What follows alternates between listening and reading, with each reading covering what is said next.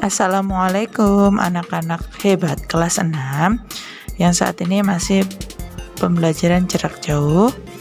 Hari ini kita belajar tentang lembaga pemerintahan dari pemerintah desa sampai pemerintah pusat. Jangan lupa tolong disiapkan buku modulmu karena pembahasan materi hari ini berhubungan dengan modul PKN.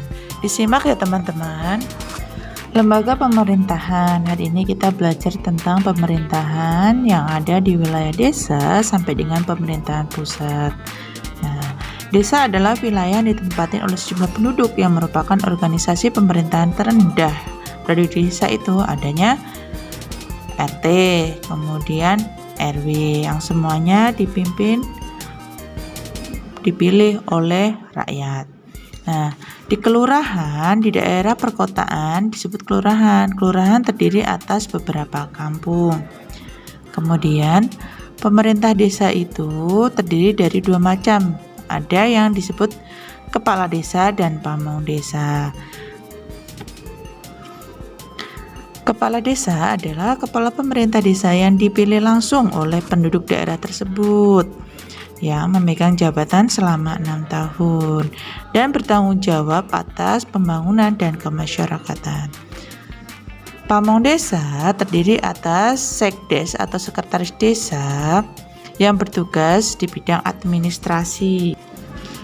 Kemudian KUR atau kepala urusan yang tugasnya membantu sekretaris desa dan kepala dusun atau disebut dengan bayan. Nah, di sini terdapat lembaga-lembaga kemasyarakatan di daerah atau di kelurahan. Adanya posyandu, Karang Taruna, koperasi, LMD, dan PKK. Kemudian di wilayah kecamatan dipimpin oleh camat. Kemudian di wilayah kabupaten ada kota madya, ada bupati. Kalau untuk kota madya namanya adalah wali kota. Pimpinan dari provinsi disebut gubernur dan wilayah pemerintahan pusat dipimpin oleh seorang presiden. Nah, teman-teman, di sini ada lembaga-lembaga negara terdiri atas MPR, DPR, dan DPD. Nah, ada juga kekuasaan eksekutif yang dijalankan oleh presiden dibantu oleh wapres dan para menteri. Kekuasaan legislatif dipegang oleh DPR dan DPD. Nah, di situ ada ya teman-teman. Kemudian kita belajar tentang tugas dan wewenang lembaga negara dalam pasal Undang-Undang Dasar tahun 42 nomor 32. Tugas dan wewenang DPRD seperti membentuk peraturan daerah, melaksanakan pengawasan terhadap peraturan daerah, mengusulkan pengangkatan dan pemberian kepala daerah serta memberi pendapat dan pertimbangan serta persetujuan terhadap rencana kerjasama. Tugas dan wewenang lembaga yudikatif, yaitu adanya Mahkamah Agung yang tugasnya mengadili pada tingkat kasasi, menguji peraturan undang-undangan, dan wewenang lainnya adalah diberikan oleh undang-undang. Mahkamah Konstitusi tugasnya adalah menguji undang-undang, memutuskan sengketa kewenangan lembaga negara, kemudian memutus pembubaran partai politik dan memutus perselisihan tentang hasil pemilihan umum. Komisi Yudisial tugasnya adalah mengusulkan pengangkatan hakim agung, menjaga dan menegakkan kehormatan, martabat serta perilaku hakim. Nah, lembaga eksekutif artinya adalah lembaga yang memegang kekuasaan pemerintahan. Lembaga ini adalah lembaga yang paling luas wewenangnya dan tugasnya dibandingkan lembaga lain. Paham kan teman-teman? Sekarang kita berkenalan dengan BPK. BPK adalah lembaga yang memeriksa pengelolaan dan tanggung jawab serta keuangan negara. Hasil itu kemudian ditindaklanjuti oleh lembaga perwakilan atau badan yang sesuai dengan undang-undang. Nah, sekarang kita masuk ke dalam kegiatan pemilu. Apa itu pemilu? Pemilu itu adalah pemilihan umum yang berasaskan tentang langsung, umum, bebas, dan rahasia, disingkat dengan LUBER.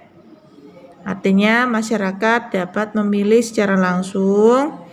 Umum artinya semua masyarakat bisa memilih dan bebas sesuai kehendak masing-masing. Jujur artinya pemilihan harus dilakukan sesuai dengan aturan yang ada. Adil bahwa adanya perlakuan yang sama terhadap peserta pemilu dan pemilih tanpa adanya pengistimewaan terhadap orang lain. Nah, siapa saja penyelenggara pemilu itu? Yang pertama adalah KPU. KPU itu adalah Komisi Pemilihan Umum sebagai lembaga penyelenggara pemilu. Sifatnya adalah nasional, tetap mandiri dan bertugas melaksanakan pemilu. Nah, panitia pemilihan kecamatan itu berarti memilih pemilu di tingkat kecamatan. Kalau PPS itu artinya melaksanakan pemilu di tingkat desa. PPLN artinya adalah melaksanakan pemilu di luar negeri. Kelompok penyelenggara pemungutan suara untuk melaksanakan pemungutan suara di tempat pemungutan suara. Nah, sebelum kita mengikuti pemilu, kita harus tahu dulu nih teman-teman, apa saja syarat untuk mengikuti pemilu.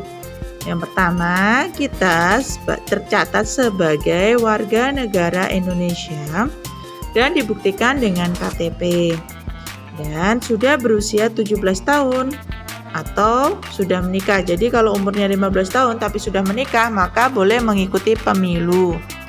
Kita dalam keadaan sehat rohani, sedang tidak hilang ingatan.